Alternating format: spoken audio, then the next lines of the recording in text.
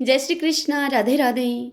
आप सभी भक्तों का आपके अपने YouTube चैनल श्री कृष्ण दीवानी में हार्दिक स्वागत है। आज हम सुन रहे हैं कार्तिक मास महात्म्य का 21वां अध्याय। सर्वप्रथम भगवान का स्मरण करते हुए सभी बोलिए ओम नमो भगवते वासुदेवाय। ओम श्री राधा कृष्णाभ्याम नमो नमः। सूत जी ऋषियों से बोले कि हे मुनिगणों, यह कथा सुनकर महाराज पृथु ने नारद जी से पुनः पूछा कि हे देवऋषि नारद जी, यम पंचक काल कौन सा होता है तथा उसमें दीपदान का क्या महत्व है। यह सुनकर नारद जी राजा पृथु से बोले कि हे राजन, कार्तिक माह के कृष्ण पक्ष की त्रयोदशी अर्थात 13 से शुक्ल पक्ष की द्वितीया तक का समय जो होता है उसे यम पंचक काल कहा जाता है। कृष्ण पक्ष की 13 को धनतेरस कहा जाता है। इस रात्रि में यमराज के निमित्त दीपक जलाने से यमराज प्रसन्न होते हैं। दीपदान करने से अकाल मृत्यु आदि का भी भय नहीं रहता। कृष्ण पक्ष की चतुर्दशी को नरक चतुर्दशी भी कहते हैं। इस दिन तिल का तेल, अपामार्ग तथा दुर्वा आदि लगाकर स्नान करना चाहिए। स्नान के बाद दक्षिण की ओर मुख करके दाहिने होकर जल में तिल मिलाकर और 3-3 अंजलि से यमाय, धर्मराजाय, मृत्यु युव, अंतकाय, कालाय, सर्वभूतक्षाय, औदुम्राय, ददनाय, परमेष्ठिने, बकोदराय, चित्राय, चित्रगुप्ताय यह कहकर तर्पण कर दें। उसके बाद सायंकाल के समय 4 मंदिरों में अर्थात ब्रह्मा, विष्णु, शिव और दुर्गा जी के मंदिर में वृक्ष सभा, गौशाला, नदी, बगीचा, तालाब, कुआं, बावड़ी, खेत, गली, चौराहा, शमशान आदि पर दीपक जलाएं और श्री महालक्ष्मी का ध्यान करें। इतनी बात बताकर नारद जी आगे कहते हैं कि हे राजन, यदि हमारे द्वारा शस्त्र से किसी की मृत्यु हो जाए तो उसके निमित्त भी चतुर्दशी को दीपदान करना चाहिए। ऐसा करने से अक्षय पुण्य फल प्राप्त होता है। इसके बाद किसी कन्या, ब्रह्मचारी अथवा तपस्वी को भोजन कराना चाहिए। इससे शिवलोक की प्राप्ति होती है। कार्तिक की अमावस्या को अर्थात दिवाली के दिन भी स्नान आदि से निवृत्त होकर पितरों का पूजन और श्राद्ध करके ब्राह्मणों को भोजन कराएं।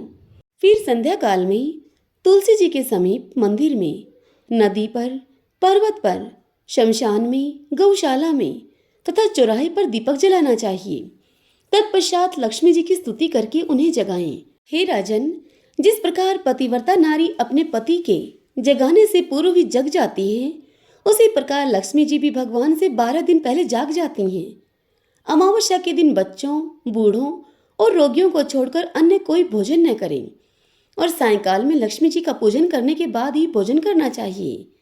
घर को तोरण, बंधनवार आदि से सजाकर दीपक जलाने चाहिए। घर के सभी स्त्री पुरुष नए वस्त्र धारण करें और अमावस्या को पूरी रात लक्ष्मी जी के समक्ष गीत गाएं, उनकी स्तुति करें और नृत्य आदि करते हुए पूरी रात को हर्षोल्लास से बिताएं। हे राजन, इस रात्रि में घर में एक दीपक रात्रि भर जलता रहना चाहिए। हे राजन, उस रात लक्ष्मी जी सभी घरों में जाती हैं और जो घर अधिक सुंदर, स्वच्छ एवं पवित्र होता है वहां दीर्घ काल तक लक्ष्मी जी निवास करती हैं। एक प्रहर रात्रि का जब शेष रह जाए तो दरिद्र रूप घर के कूड़े करकट को सूप अथवा पुराने पंखे पर रखकर बाहर फेंक देना चाहिए। ऐसा करने से वह घर धन धान्य से सदा ही परिपूर्ण रहता है। दूसरे दिन गोबर का गोवर्धन बनाकर बंधु बांधवों के सहित उसकी पूजा करनी चाहिए। गोवर्धन वाले दिन सायंकाल में गौ एवं वृषभ की पूजा करके अपने परिवार के लिए भरण पोषण और रक्षा की प्रार्थना करनी चाहिए। इसी दिन सायंकाल में राजा बलि एवं उनकी पत्नी विंध्यावली का पूजन एवं दान आदि करने वाला परिवार सदा ही सुखी एवं समृद्ध रहता है।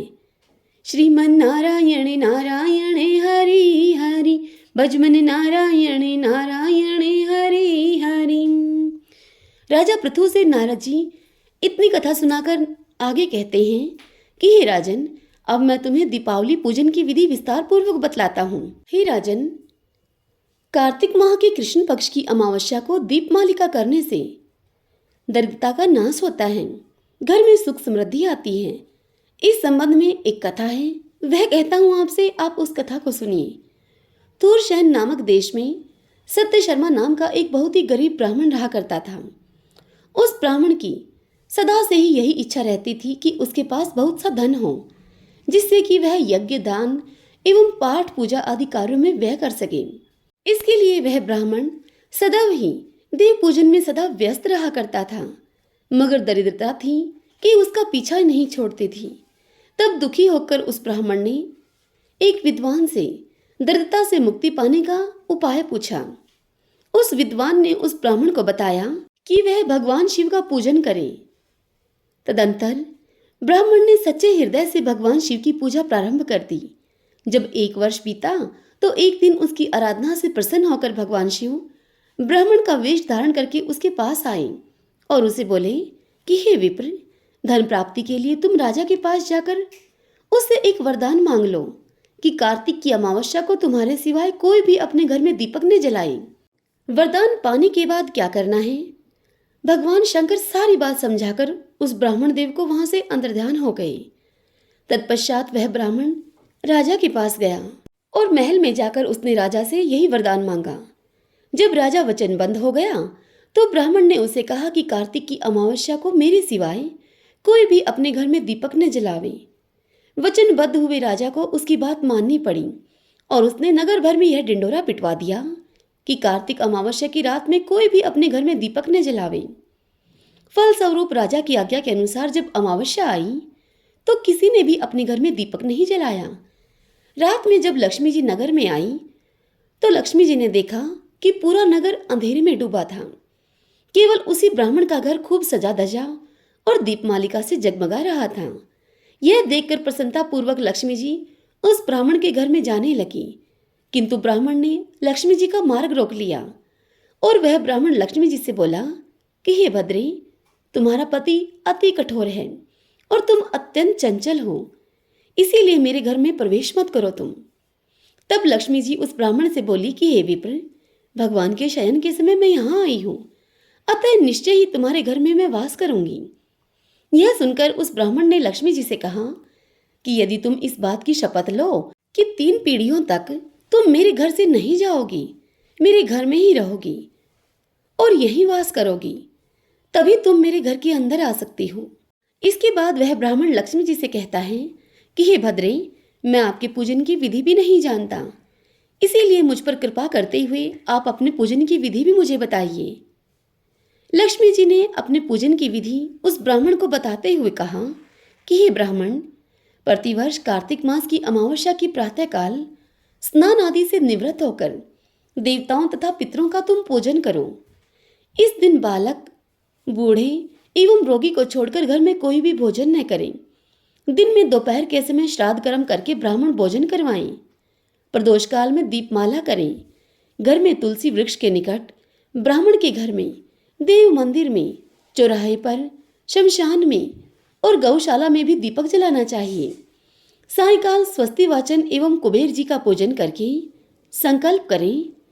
तदंतर लक्ष्मी जी का पूजन करके इस प्रकार से कहें कि हे कमलासन पर स्थित, कमल पुष्पों की माला को धारण करने वाली, हे कमल नयनी, हे गंभीर नाभि वाली एवं स्तन के भार से नर्म सुंदर वस्त्रों वाली, देवताओं के हाथियों के द्वारा मणियुक्त गढ़ों से स्नान करने वाली, हाथ में कमल को धारण किए हुए ऐसी लक्ष्मी मेरे घर में निवास करे। फिर आसन, पाद, आचमन, स्नान, वस्त्र, धूप, दीप, नैवेद्य, जल, तांबूल और सुपारी, यह सब लक्ष्मी जी को अर्पण करके उन्हें नमस्कार करें। दीपक प्रज्वलित करें और रात्रि भर कीर्तन करते रहें। इस प्रकार कुबेर एवं लक्ष्मी का पूजन करके ब्राह्मणों को भोजन कराएं। इस प्रकार से महालक्ष्मी के आदेश के अनुसार उस ब्राह्मण ने लक्ष्मी जी का विधिवत पूजन किया, जिससे कि उसका घर धन धान्य से भर गया। तत्पश्चात उसने अनेक यज्ञ और धार्मिक कार्य किए। जीवन के अंतिम काल में सत्य शर्मा ब्राह्मण विरक्त होकर मथुरा चला गया, जहां पर उसने अपना शेष जीवन ईश्वर का भजन करते हुए गुजारा और अंत में भगवान विष्णु को धाम को चला गया। श्रीमन नारायण नारायण हरि हरि, भजमन नारायण नारायण हरि हरि। ओम नमो भगवते वासुदेवाय। ओम श्री राधा कृष्णाभ्याम नमो नमः। आइए भगतजनों, अब हम कार्तिक मास की 5 कथाओं का श्रवण करते हैं। 8 वारों की कथा। एक माँ और एक बेटा था। माँ गंगा जी नहाने के लिए गई तो वह अपनी बहू से यह कहकर गई कि मेरे बेटे को सुबह रोटी दे देना।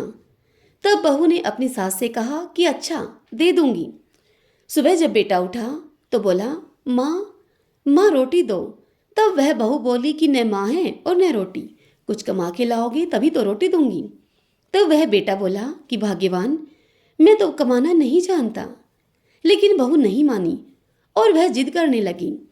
तब वह लड़का बोला कि अच्छा ठीक है, तुम मुझे 4 रोटी और आम का अचार बनाकर दे दो।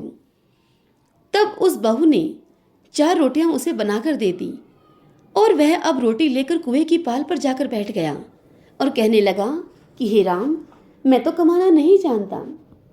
तत्पश्चात भगवान ब्राह्मण का वेश धारण करके वहां पर आए और उसके सामने आकर उससे बोले कि बेटा, तुम उदास क्यों बैठे हो? तब वह लड़का बोला कि मेरी पत्नी ने कहा है कि कुछ कमा कर लाओगे तो ही रोटी मिलेगी, परंतु मैं तो कमाना नहीं जानता। तब ब्राह्मण रूप धारण करके भगवान आए थे। वह बोले, भैया, कमाना तो मैं भी नहीं जानता।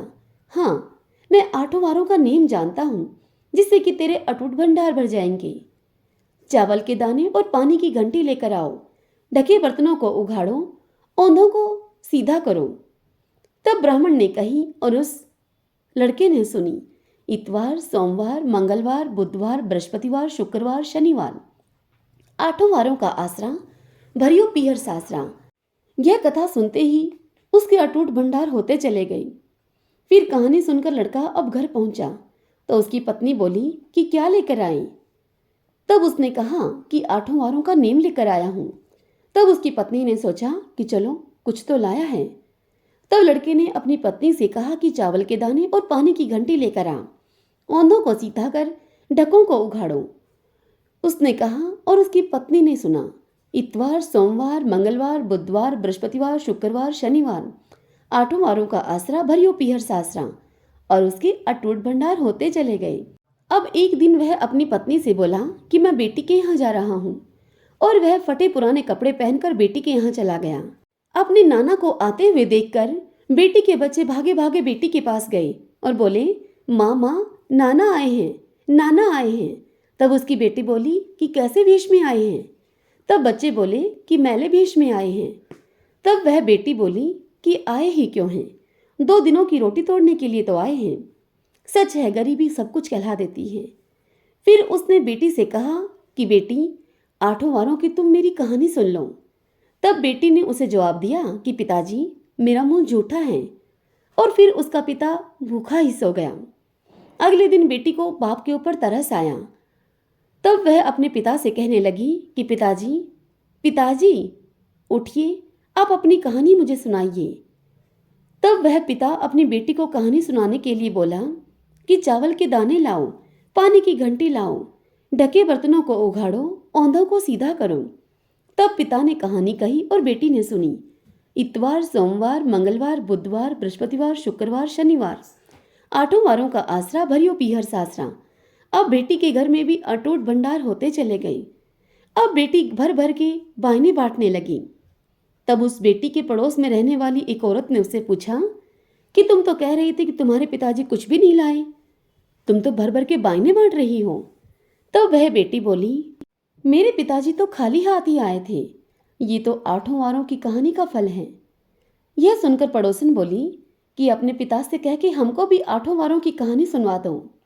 तब वह लड़की अपने घर आकर अपने पिता से बोली कि पिताजी, मेरी पड़ोसन भी आपकी 8 वारों की कहानी सुनना चाहती हैं। तब उसके पिता बोले कि ठीक है, आज तो मेरा मुंह झूठा है, मैं कल सुना दूंगा कहानी।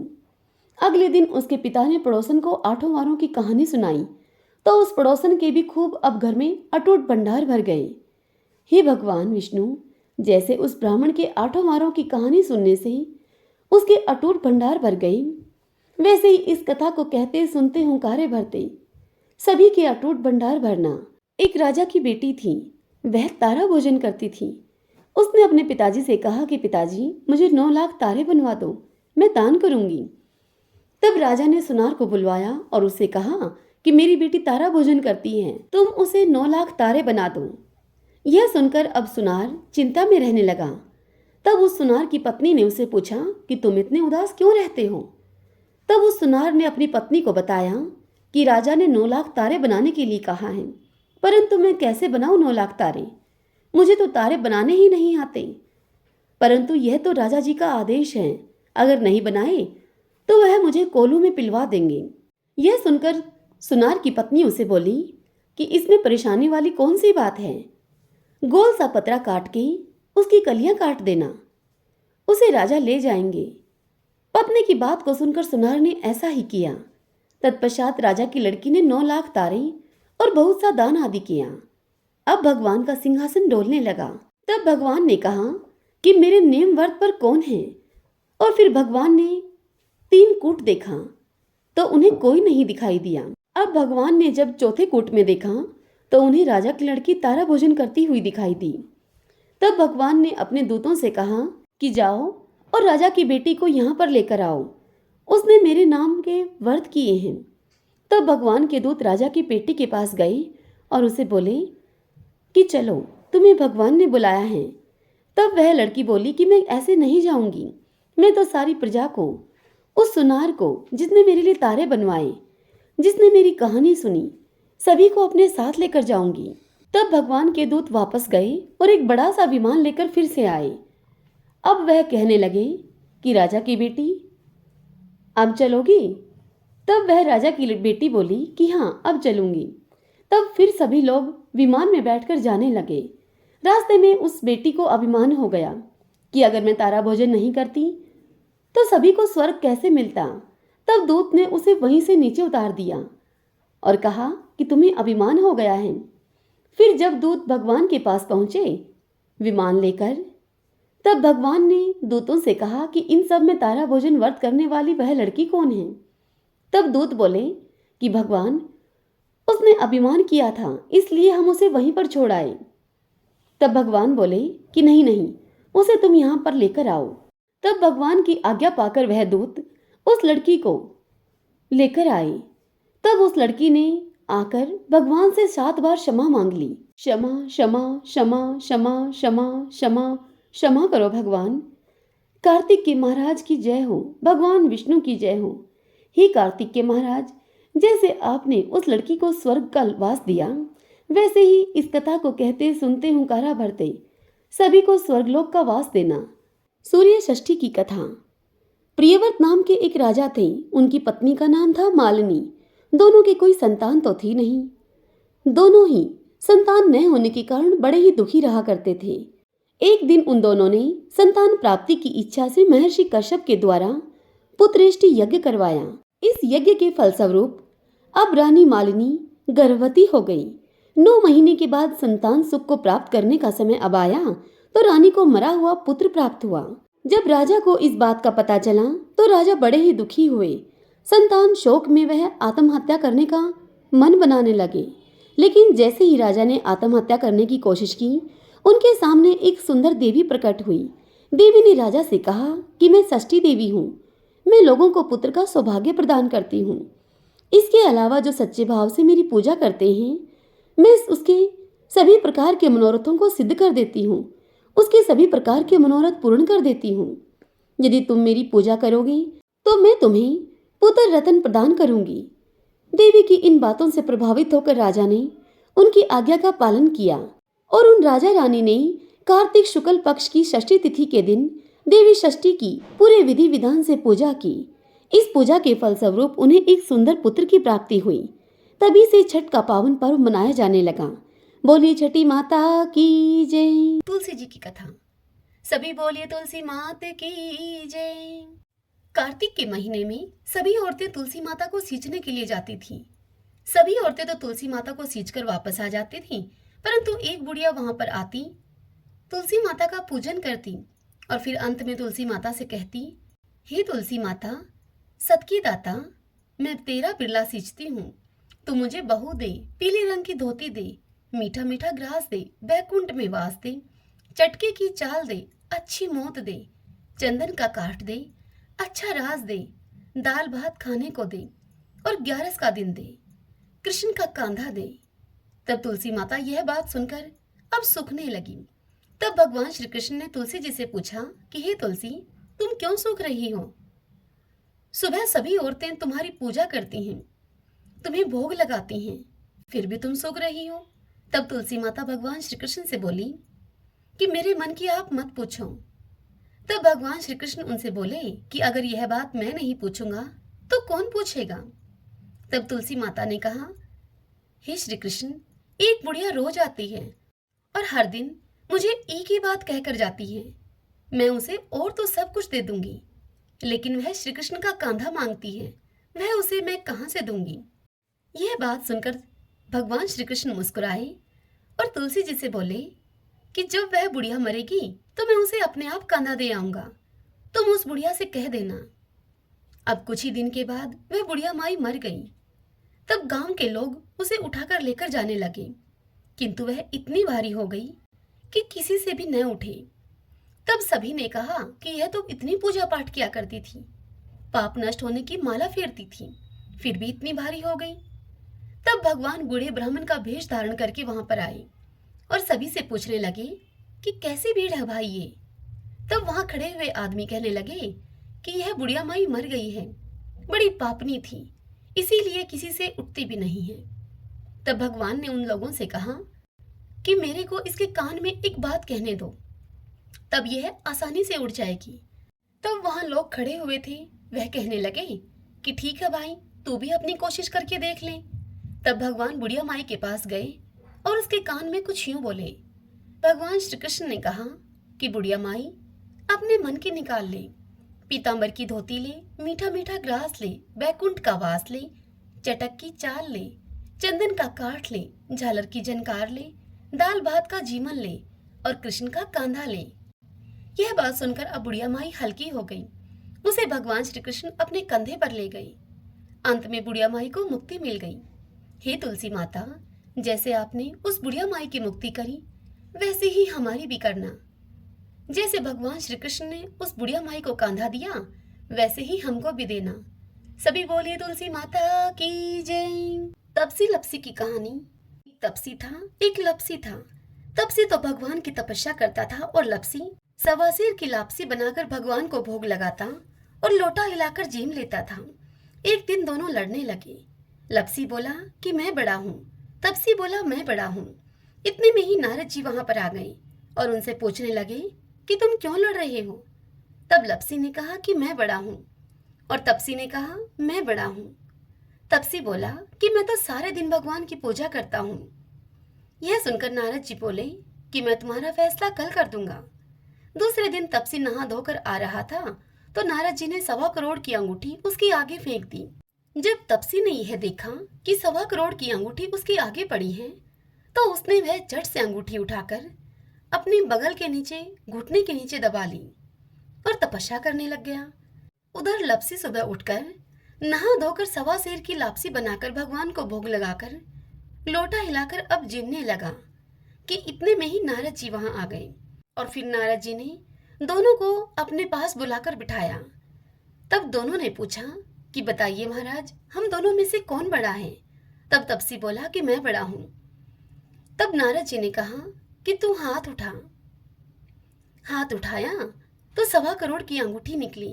तब नारद जी तपसी से बोले कि ये अंगूठी तो तब से तुमने चुराई है, इसीलिए तुम्हारी तपस्या अब भंग हो गई, इसीलिए अब लपसी बड़ा है।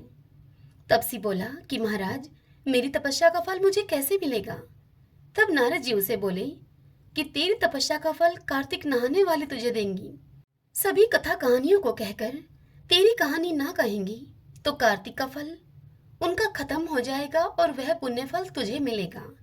सभी बोलिए कार्तिक भगवान की जय। ओम नमो भगवते वासुदेवाय। आइए भगतजनों, तुलसी चालीसा का श्रवण करते हैं। जय जय तुलसी भगवती सत्यवती सुखदानी, नमो नमो हरि प्रियसी श्री वृंदा गुण खानी। जय नंदनी जग पूजिता विश्व पावनी देवी, जयती पुष्प सारा सुरभि देहु अमर वर अम्ब। श्री हरि शीश विराजनी देहु अमर वर अम्ब जनहित हे वृंदावनी अब जन करहूँ विलंब। धन्य धन्य श्री तुलसी माता महिमा आगम सदा श्रुति गाता हरि के प्राण हूँ से तुम प्यारी हर ही हेतु किन हो तप भारी। जब प्रसन्न हव दर्शन दीनो तब कर जोरी विनय अस कीनो। हे भगवन कंत मम हो दीन जाने जन छाड़ छोहू।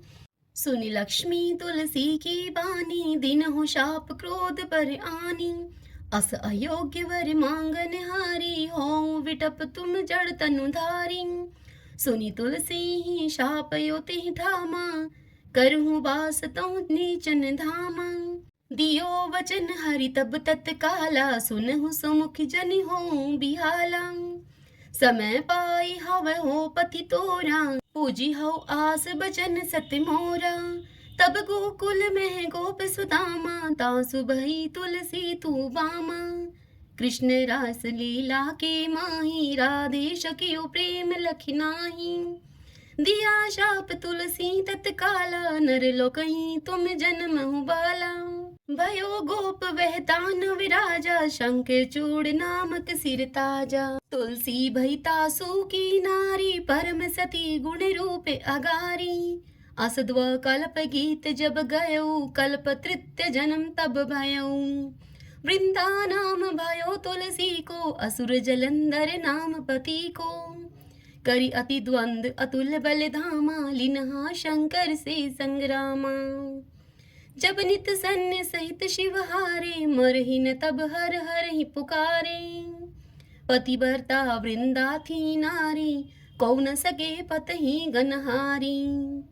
तब जलंधर ही भेष बनाई वृंदा डिग हरि पहुँचयो जाई।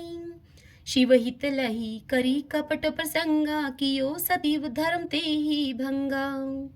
भयो जलंधर कर संहारा सुनि वृंदा और शोक अपारा। तिहि क्षण दियो कपट हरि टारी लखि वृंदा दुख गिरा उचारी। जलंधर ही जस हत्यो अभीता सोई रावण हव हरि सीता। अस प्रस्तर सम हृदय तुम्हारा धर्म खंडी मम पत ही सहारा।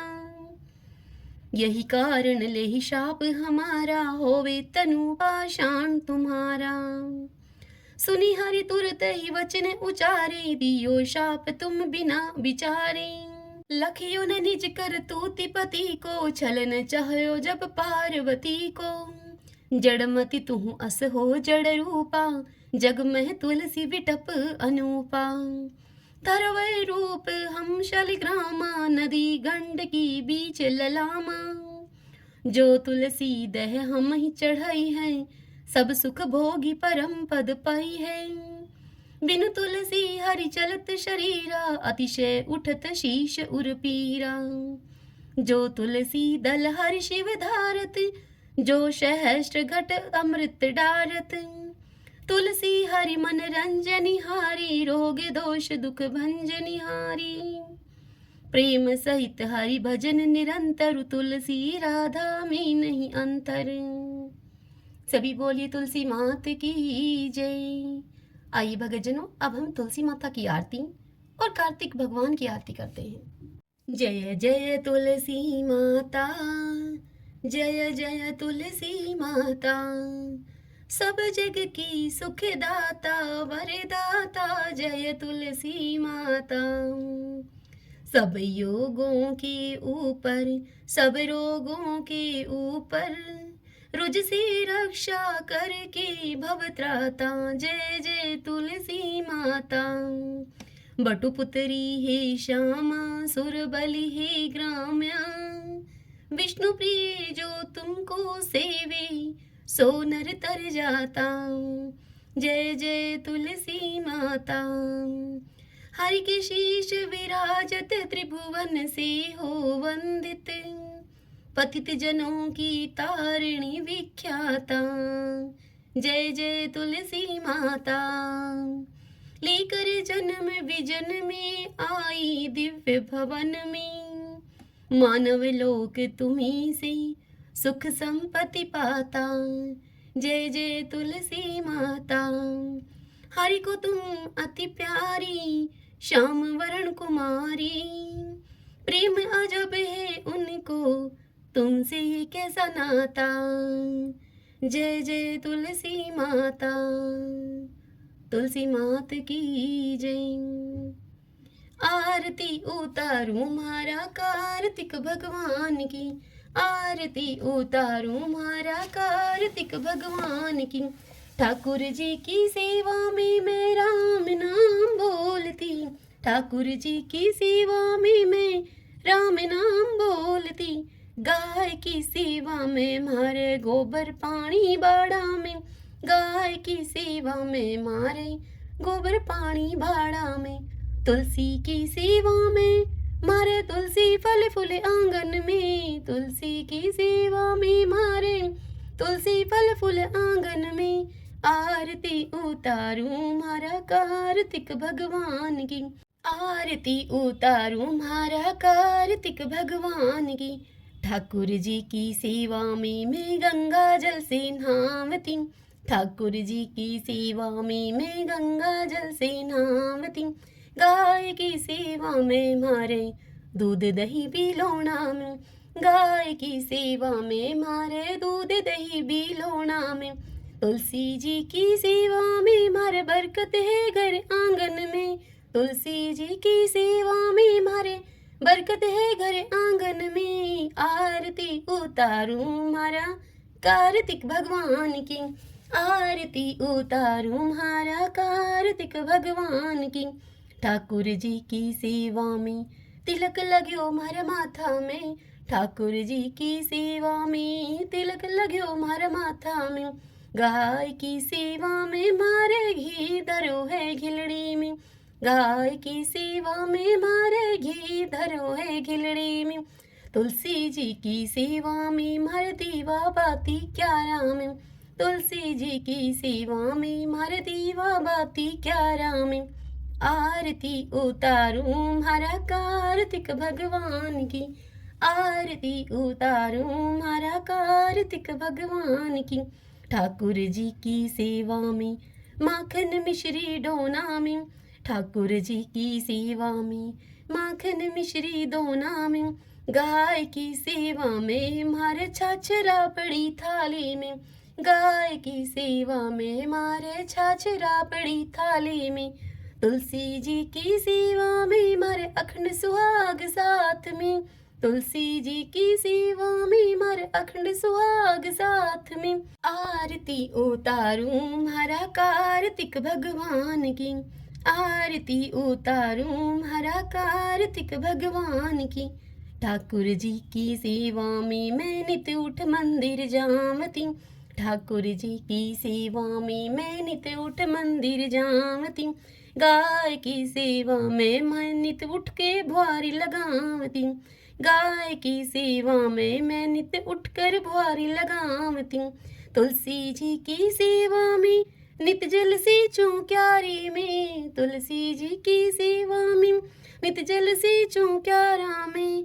आरती उतारूं मारा कार्तिक भगवान की, आरती उतारूं मारा कार्तिक भगवान की।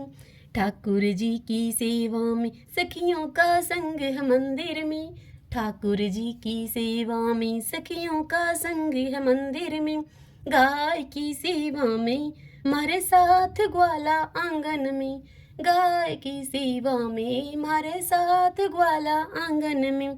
तुलसी जी की सेवा में मारे घर वाला मारे साथ में, तुलसी जी की सेवा में मारे घर आला मारे साथ में।